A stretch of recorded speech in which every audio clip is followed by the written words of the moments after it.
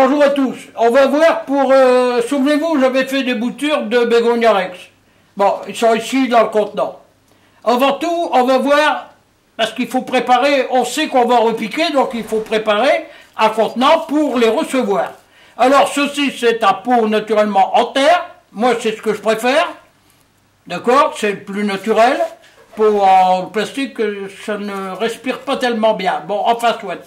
Ce pot a été rempli avec du terreau, je dis bien, du terreau pour plantes vertes et plantes fleuries. Du terreau de rempotage. Il a été rempli. Avant, dans le fond, j'ai mis des billes d'argile naturellement pour absorber l'humidité. Ce terreau a été mis la veille, mais dans la maison, d'accord, il a pris température de ce contenant où il y a les boutures. Ensuite, j'ai fait des empreintes.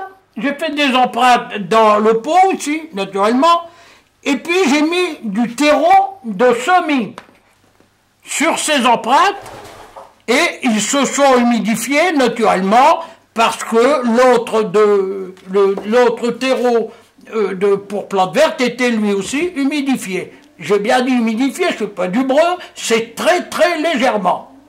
C'est-à-dire que là, on a fait une nid pour recevoir les plantes. Alors ici, on va enlever. Alors, ça avait été fait le 10 du 10, et c'était prévu pour le 10 du 11, mais j'ai retardé.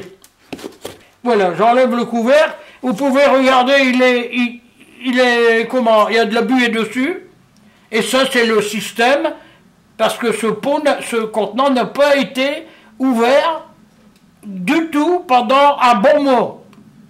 D'accord?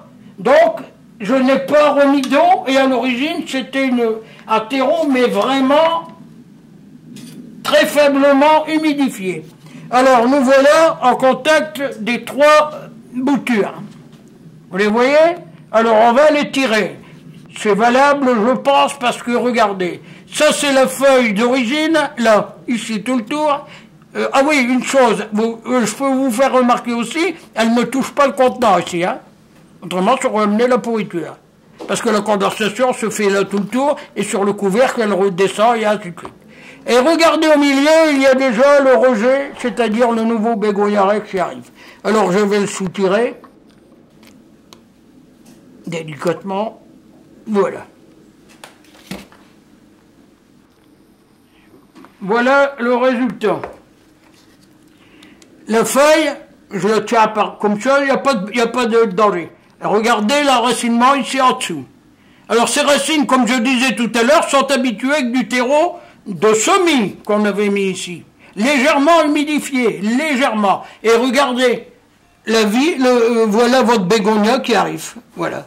Il arrive à l'extrémité de la feuille, et la queue de la feuille ne faisait que 1 cm. J'ai fait la vidéo là-dessus, rappelez-vous. Alors ici, vous voyez, je dépose et j'appuie modérément. Je pousse le terreau de semis que j'avais mis en plus tout le tour. Voilà. J'appuie légèrement. C'est tout. On va prélever un autre. Celui-ci.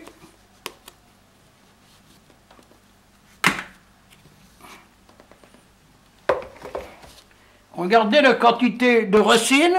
Et la queue ici ne fait que 1 cm. N'est-ce pas? Voilà. Par contre, ici, il n'y a pas encore, il aurait fallu le laisser plus longtemps, mais comme je dépose, bon c'est tout, on va le laisser, il va pousser. Vous voyez, celui-là n'a pas eu la naissance du bégonia. Donc j'en mets un ici. Vous pouvez voir que ce n'est pas la même nature de feuilles. Comme ça, lorsque je vais avoir ma potée, et je vais avoir un bégonia avec 3 teintes, car il y a 3 boutures. Je serre modérément.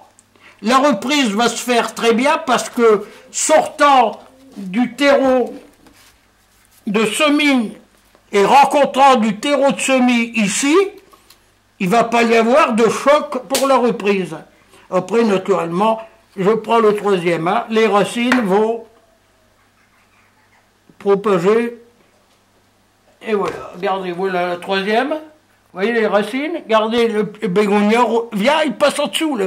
Et elle est là, voilà. Alors pourquoi la feuille elle est comme ça? Ben ça c'est moi, parce que quand je l'ai mis là dans le contenant, elle était grande. Et comme elle était grande, ben, j'ai découpé la feuille pour pas qu'elle touche le pourtour. Alors maintenant, je dépose dans le 3e mini que j'ai fait. Ça, on va l'enlever, il n'y a plus besoin. Voilà. J'appuie modérément. C'est du terreau semis ici. En dessous, c'est du terreau horticole. Du terreau, pardon, de plantes vertes et de plantes fleuries. J'ai mis je répète, hein, beaucoup de fois, c'est pour que vous compreniez.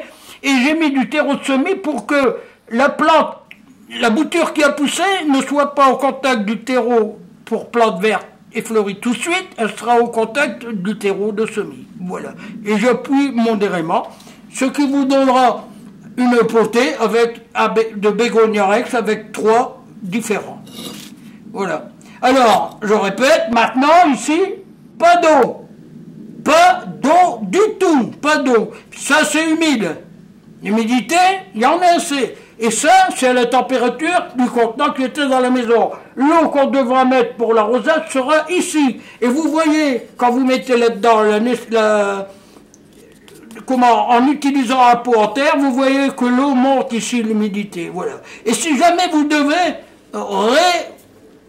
vous attaquez, vous ne savez pas, ben vous faites ça avec voilà, comme ceci, et vous voyez la profondeur d'humidité. Voilà, c'est tout. Allez, c'est la suite du bouturage que j'avais fait la vidéo.